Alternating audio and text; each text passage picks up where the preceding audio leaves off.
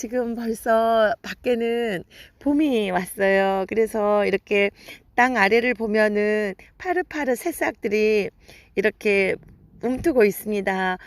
봄에 이렇게 새싹만 아름다운 게 아니라 이렇게 풀들 있잖아요. 겨울을 견디고 이렇게 풀이 새싹이 돋는 것들이 되게 경이롭고 아름다웠게 그렇게 느껴지는 그러한 그 새봄의 길목입니다. 오늘은 역할과 영성이라는 주제로 함께 삶과 마음을 나누려고 합니다. 우리는 살아오면서 많은 역할을 감당했습니다. 그 역할들은 우리들이 한때 직업을 통해서 그 역할을 수행하기도 하고, 그 직업을 통해서 벌어들인 돈으로 내 가족의 생계와 행복을 위해서 사용하기도 했습니다. 또한 교회 내에서의 나의 역할을 통해서 우리는 하나님과 이웃 사이의 역할을 수행하면서 살았습니다. 가족 내에서도 또 부모 역할도 하면서 동시에 자녀 역할을 하면서, 그리고 형제 자매의 역할을 하면서 우리가 지금까지 살아왔습니다. 이 역할들이 어쩌면 가장 많았을 때가 우리 인생의 전성기였겠지요. 그러나 이제 우리의 역할들을 하나하나 내려놓는 시간에 다다랐습니다. 우리가 가장 길게 수행하는 역할은 아무래도 가족 내에서 맡는 역할인 것 같습니다. 아내로서, 남편으로서, 부모로서의 역할이 가장 길게 이어지는 것 같습니다. 우리는 그 역할들을 수행하면서 얼마나 또 많은 갈등과 고통들을 겪기도 하면서 우리가 성장했습니다. 어떤 역할은 정말로 운명적인 역할이어서 내가 안 하고 싶다고 안 할 수 있는 그런 것들이 아닌 삶의 자리였던 것 같습니다. 우리가 얼마나 이 역할을 감당하느라고 많이 힘겨웠고, 또한 많이 울었고, 또한 얼마나 많이 웃고 그렇게 세월을 보냈는지요. 이제 여러 가지 역할들을 내려놓고 보니 역할 안에서 미처 보이지 않았던 것들이 보이기도 하지요.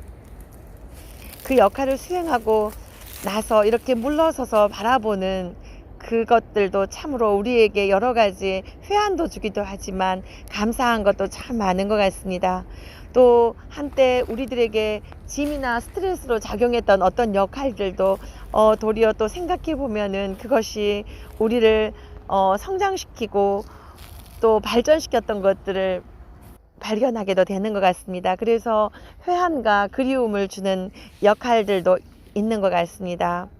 이제 우리들의 자녀들은 우리가 살아온 40대와 50대를 이제 살아오면서 우리가 이미 이제 나이가 들은 그 삶의 과정을 거쳐온 사람으로서 자녀들의 삶을 보니 어떤지요. 안쓰러움과 연민들이 많이 느껴질 것 같습니다. 또 자녀들 본인은 정작 느끼지 못하는 것들을 이렇게 부모님들은 다 문득 이렇게 보일 것 같습니다. 그래서 이렇게 안쓰러운 마음들을 들고 기도를 하시면서 지내시지요. 어쩌면 이렇게 노년의 자리는 은퇴의 자리이고 역할도 내려놓는 은퇴의 자리인 것 같지만, 어떤 의미에서는 정말로 하나님과 가장 가까운 시간이 자리가 아닌가 싶습니다. 또한 그 삶과 세계와 사람이 보다도 선명하게, 뚜렷하게, 또 정확하게 많이 보이는 그러한 그 연륜을 가진 시기가 아니지요. 그래서 그 어쩌면 백발은 영화의 면류관이라고 그랬던 것이 맞는 것 같습니다. 또한 이렇게 역할들을 이제 많이 내려놓고 보니까 그 역할이 내려놓은 자리에 무엇이 차지했는지요.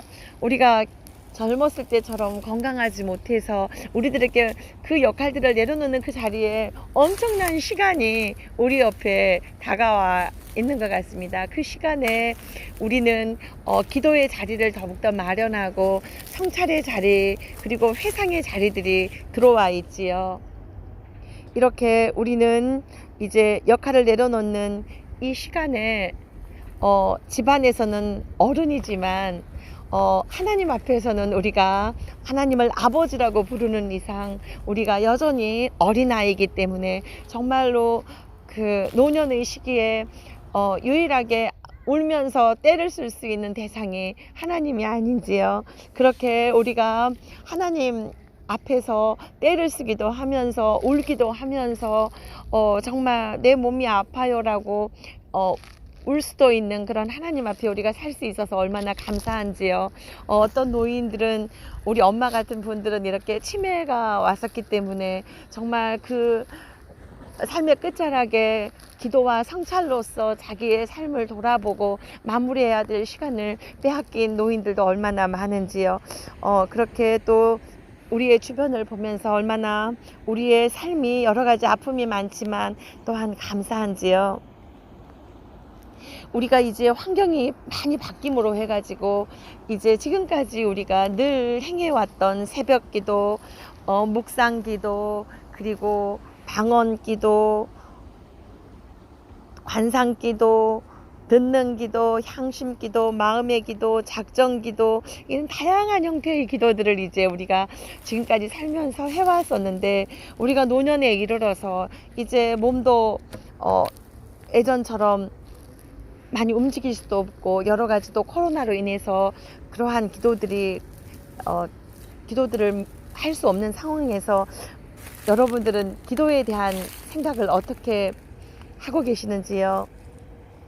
제가 이제 타지키스탄에 선교사로 갔을 때 제가 정말 가장 당혹스러웠던 것들은 부르짖는 기도를 할 수 있는 공간이 없다는 것이었습니다. 제가 회심 이후에 늘 찬야 기도도 하면서 방언 기도도 하면서 부르짖는 기도에 익숙했던 제가 모슬렘 땡 복판에 이제 갔는데 주인집에 이렇게 그 주인집 그 벽이 마치 베니어 아빠처럼 일상생활이 다 들리는 그러한 집에 살아가지고 정말로 기도를 할 수 있는 공간이 없었던 것 같습니다. 그것이 너무 제게 어려움을 주었던 것 같습니다.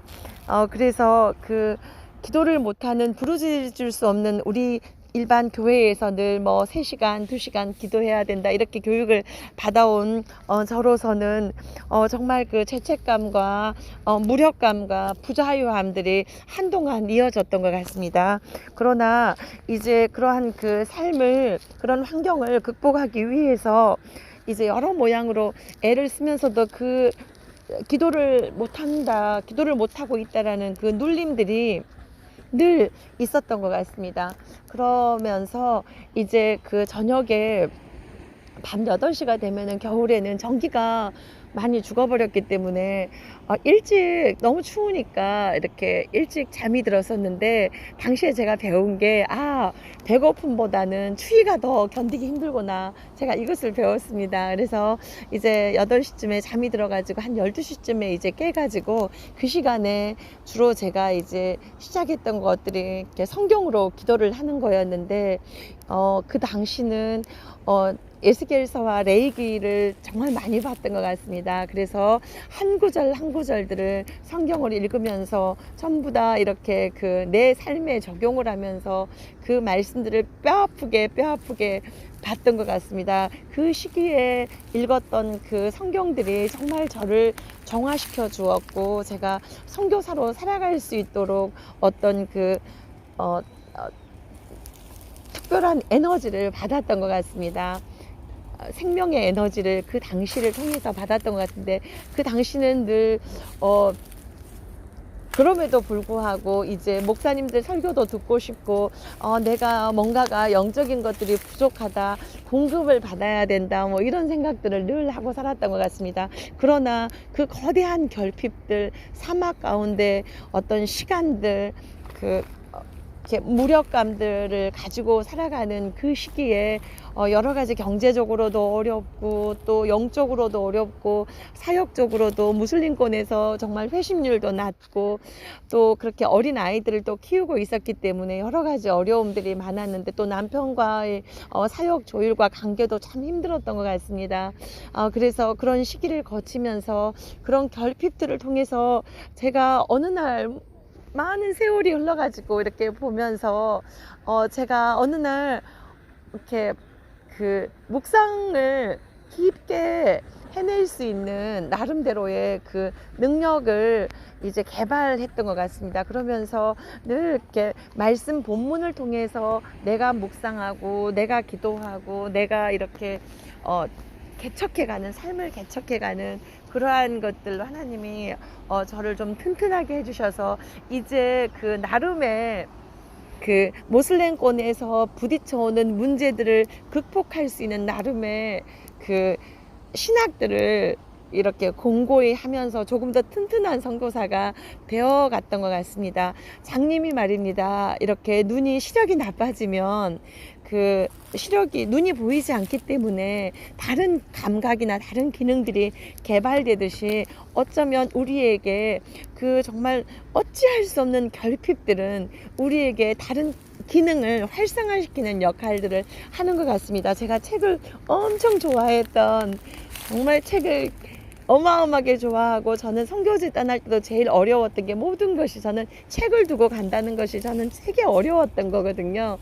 그랬는데 그 애착이 많았던 책들을 하나도 가지고 가지 못했는데 성경 한 권하고 동화책 한 권하고 들고 갔었는데 그 뭔가가 빈 자리에 정말로 그 빈 자리에 결핍을 통해서 하나님께서는 그 이제 무슬림에서 살아남는 선교사가 될 수 있게 저를 성장시킨 것 같습니다.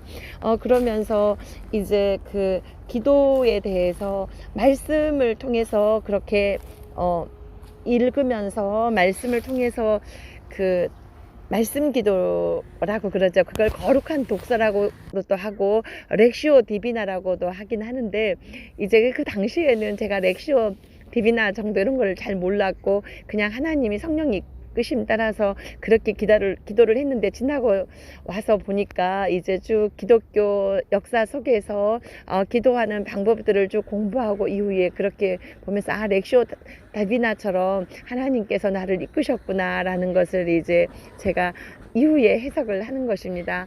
여러분들도 이제 여러 가지 새벽 기도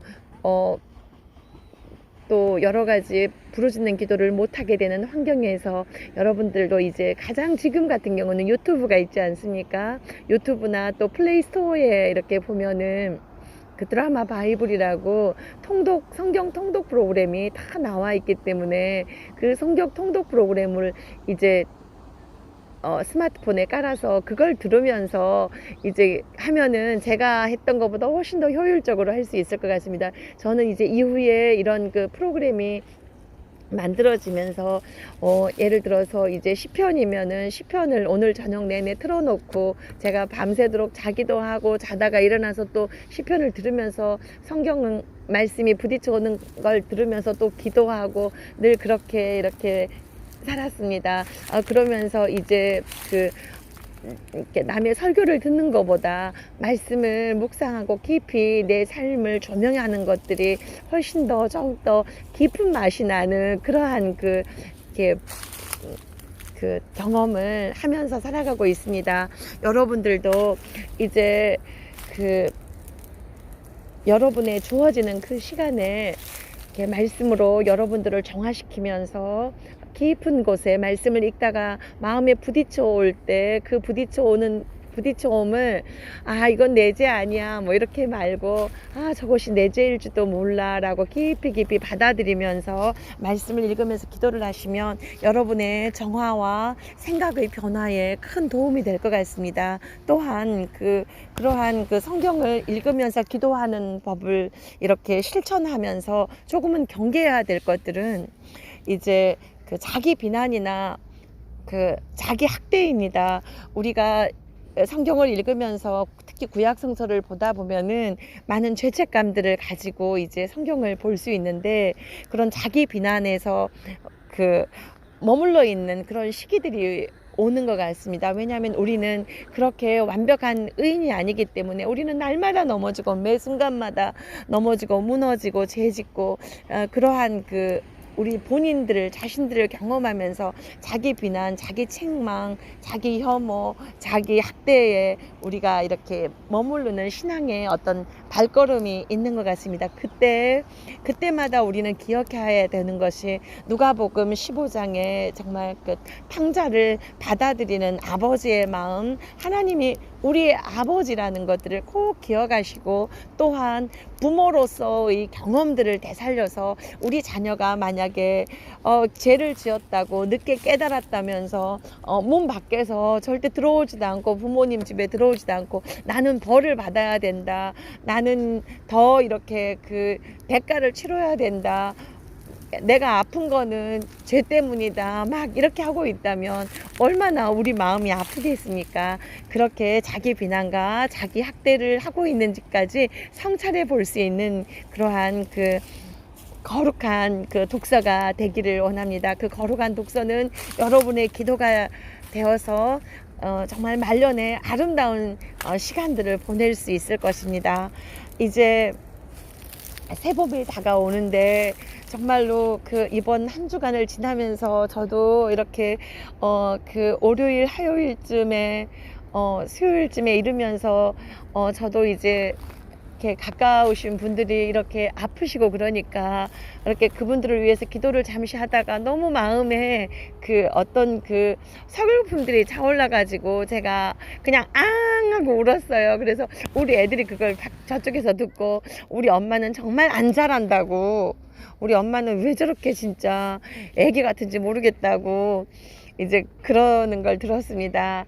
그래서 쟤는 근데 그때 그냥 잉 하고 울어버렸는데, 그러고 나서 조금 더 시원한 걸 느꼈습니다. 하나님 이러면서 그냥 정말 어린애처럼 부탁해서 이렇게 해주세요, 이분 이렇게 건강하게 해주세요, 이렇게 기도하면서 또 마음에 하나님한테 이렇게 정말 이렇게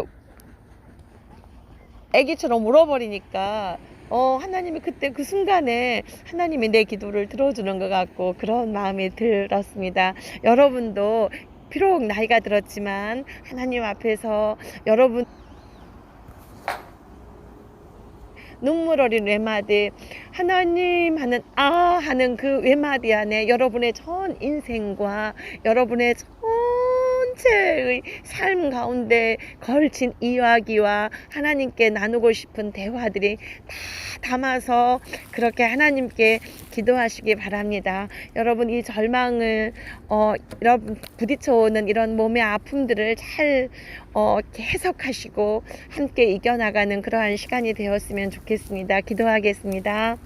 사랑하는 하나님 아버지, 감사합니다. 하나님 아버지, 정말 또한 새겨절이 왔습니다. 이렇게 봄이 오고 우리의 기억 속에 봄들이 참으로 아름다웠습니다. 하나님 아버지, 새싹이 돋고 진달래가 피고 하나님 아버지 그 진달래를 입에 녹여 먹으며 지냈던 시기도 있었습니다. 그러한 시간들을 다 보내고 하나님 아버지, 이제 우리의 역할들을 하나 둘씩 내려놓았습니다. 하나님 아버지, 아내로서의 역할들도 내려놓고 엄마로서의 역할도 내려놓고 하나님 아버지, 정말 교회의 직책으로부터 역할도 내려놓은 이 삶의 상황에서 하나님 아버지, 이제 이 시간에 하나님 아버지, 내가 하나님께 가까이 나아가고 싶고 하나님과 하나님 일치되고 싶지만 하나님 아버지, 여전히 저희는 많이 부족하게 느껴지고 하나님 아버지, 여러 가지 마음의 서글픔과 공고함으로 하나님 앞에 섰습니다. 사랑하는 하나님 아버지, 오늘 이 시간 하나님의 은총을 더하여 주셔서 하나님 아버지, 자기 비난과 자기 책망을 던져버리고 우리를 하나님 아버지 백발이 되도록 하나님 아버지, 우리를 기억하고 백발이 된 너희라도 내가 업어주겠다고 하신 말씀을 기억하고 또한 하나님 아버지, 우리의 이름을 하나님 손바닥에 새긴다고 하셨사오니 하나님 아버지, 그 큰 사랑과 자비를 힘입어서 이제 하나님 앞에 다시 서게 하여 주옵소서. 하나님 아버지, 이제 남은 생에는 주님과 손을 잡고 주님이 저희를 부축해서 걸어가는 시간이 되게 하여 주옵소서. 우리는 힘이 없고 연약하오니 하나님 아버지, 우리를 긍휼히 여겨 주시고 저와 저희의 자손에게 하나님 아버지 은총을 베풀어 주시고 악으로부터 보호하여 주시고 강건케 하여 주옵소서. 사랑하는 우리 주 예수 그리스도 이름으로 기도합니다. 아멘.